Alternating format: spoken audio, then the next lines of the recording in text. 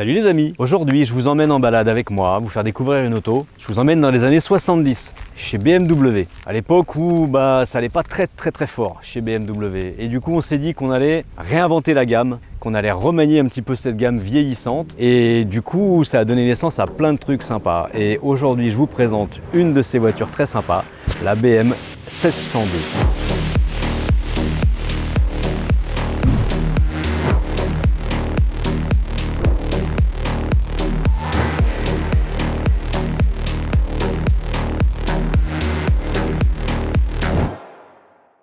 Ça c'est pas beau ça? Ça c'est chouette hein? Ouais. Allez je vous explique. Alors voilà, je vous plante le décor. On est dans les années 60, BMW va très mal. Il n'y a plus de finances, pourquoi? On ne vend plus de voitures. Pourquoi on ne vend plus de voitures? Tout simplement parce qu'on a une gamme très vieillissante. On a d'un côté des toutes petites voitures, des BM 700 ou même pire encore des Isetta. Imaginez, rouler en Isetta. Bon, après on a des grosses berlines, mais c'est pareil, des vieux machins, des gros trucs qui font très avant-guerre finalement, ça se vend plus. Voilà, donc on va réinventer le concept, on va réinventer une gamme et on va créer une gamme de toutes parts qui n'existe pas. On va essayer de faire des voitures légères, plus jeunes, plus dynamiques, plus utilisables, plus faciles à construire, plus faciles à réparer, qui va s'appeler la nouvelle classe, la Neue Klasse. Cette Neue Klasse, ça a donné naissance à beaucoup de modèles, les 1800, les 2000, etc.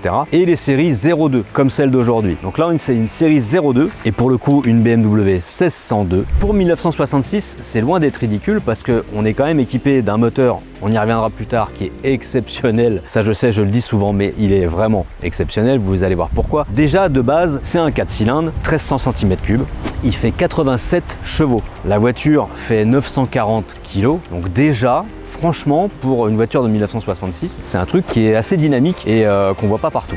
Ensuite, c'est une voiture qui est logeable, habitable. On a un grand coffre, on a 4 places, on a un grand volume vitré, très lumineux à l'intérieur. Et puis dans la gamme, on va y rajouter des couleurs sympas. On va essayer d'être un petit peu plus fun qu'avant-guerre. Donc on va retrouver des jaunes, des oranges, comme ici. On va retrouver du vert pomme, on va retrouver des couleurs fabuleuses qui font tout le charme des années 70 aujourd'hui. Allez, on va se mettre là. Nani? Attends quoi, c'est pas beau. Ah mais bon bref. Dans le design, c'est aussi le début d'une nouvelle ère. L'ère du nez de requin, les fameuses. Ça a donné naissance à ça, toutes les séries 5 derrière, les fameuses séries 6 et toute cette nouvelle gamme avec ce nouveau look, avec l'avant pointu, les 2 phares ronds ou les 4 phares ronds après. Phare à rond.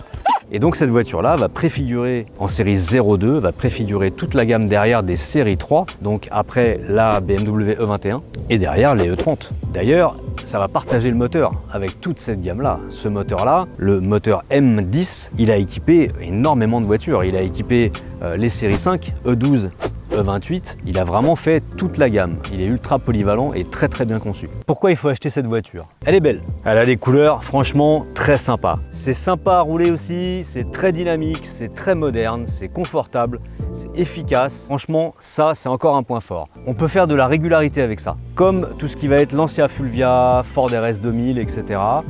C'est des voitures qui sont modifiables assez facilement, qui ont couru à l'époque, qui ont un palmarès, qu'on retrouve fréquemment sur l'autoroto, sur le Tour de Corse, etc. Donc en plus c'est une voiture qui a un palmarès et une histoire dans la voiture de compétition. Donc on peut les préparer, on peut faire du rallye de régularité avec ça. C'est une voiture qui a une grosse cote de popularité. Si autre chose, c'est pas encore cher. C'est pas encore cher parce que aujourd'hui une très belle 1602 comme ça, ça vaut 20 000 €, voire moins parfois quand on arrive à trouver des bonnes affaires. On est entre 15 et 20 000 €. Donc c'est pas délirant, c'est pas encore cher, ça va grimper, c'est sûr et certain. Donc c'est le moment d'en acheter, c'est le moment de vous faire plaisir. Vous allez avoir une voiture qui va être polyvalente, qui va être fiable, qui va être utilisable, qui est belle. Donc foncez les amis. Un petit changement de voiture rapide pour vous parler de 2 choses. La première, c'est le sponsor de cette vidéo qui n'est autre que moi-même. Effectivement, on fait tout nous-mêmes. Donc c'est du temps, de l'investissement, de matériel, etc. Donc on a besoin en retour que vous vous abonniez, que vous en parliez autour de vous. Et plus on sera nombreux, plus on pourra faire de la qualité, du contenu et de plus en plus de vidéos. La deuxième, c'est le projet du Tour Auto avec la traction. Moi, je vous en ai parlé plusieurs fois. C'est en route, dispo via le site Ulule. Donc vous pouvez aller voir sur le site directement, aller jeter un œil. Il y a des contreparties, il y a des t-shirts, il y a pas mal de choses, des promenade avec la voiture, etc. etc. N'hésitez pas, j'ai besoin de vous pour aller au bout de ce rêve. Donc je compte sur vous, je vous en remercie à l'avance. Et là, je vous laisse, on retourne à l'essai de la voiture.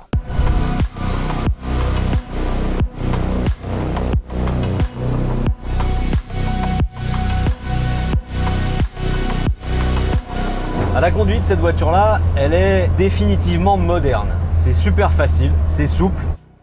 Ça se conduit comme une voiture moderne quasiment. On a des freins, alors certes frein à disque à l'avant, frein à tambour à l'arrière, mais c'est des freins assistés. C'est resté comme ça sur beaucoup de voitures, y compris des sportives jusque dans les années 90. Donc jusque là elle était en avance. Elle freine bien, elle freine suffisamment, largement, aucun souci de ce côté-là. On a une boîte de vitesse qui fonctionne merveilleusement bien, très onctueux, c'est très souple. Alors certes une boîte 4 vitesses, un petit peu limitée dans les portions rapides si on veut faire de l'autoroute, mais le seul point qui va vous rappeler que c'est une voiture vraiment ancienne, à part la couleur quand on regarde le capot bien sûr, ça va être la direction. On est sur des générations de BMW et de voitures, hein, comme beaucoup à l'époque, qui sont équipés de boîtiers de direction. Et un boîtier de direction, ça fait quoi? Ça fait que au point milieu, quand on est en ligne droite, on a toujours un petit peu de jeu dans le volant. Voilà, là la voiture elle bouge pas, mon volant il bouge. C'est le seul point qui va faire qu'on se rend compte que cette voiture a de l'âge. C'est une voiture qui a 50 ans quand même. Donc bon. Donc très honnêtement, à la conduite, c'est un 12 sur 10. C'est vraiment une auto qui est très agréable, très attachante.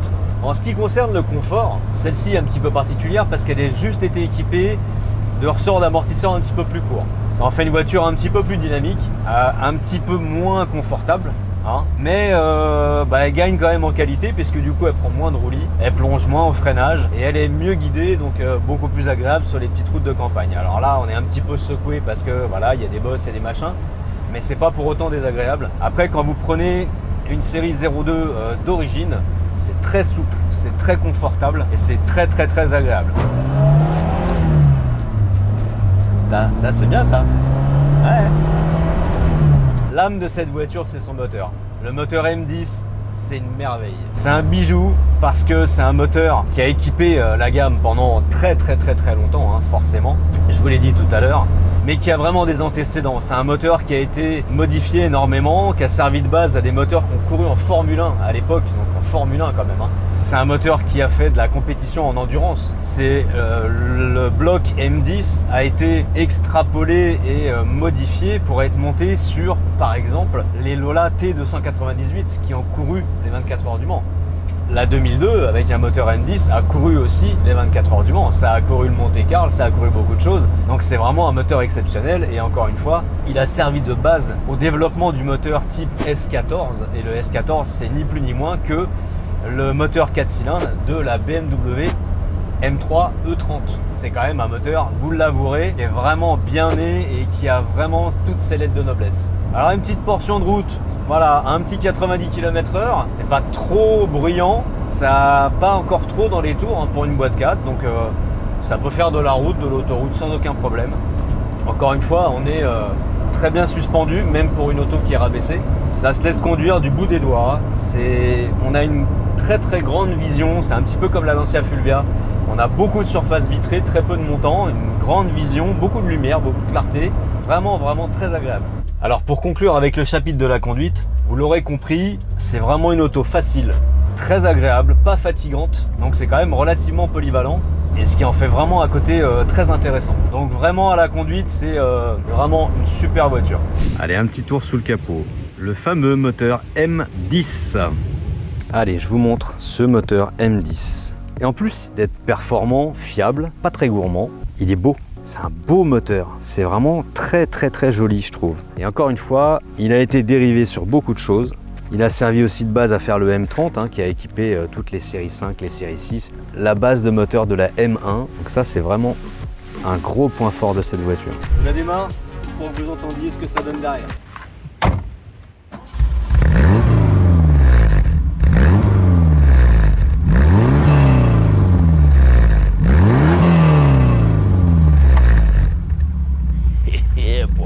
C'est pas mal hein, Sur celle-ci on triche un tout petit peu, il y a une ligne d'échappement.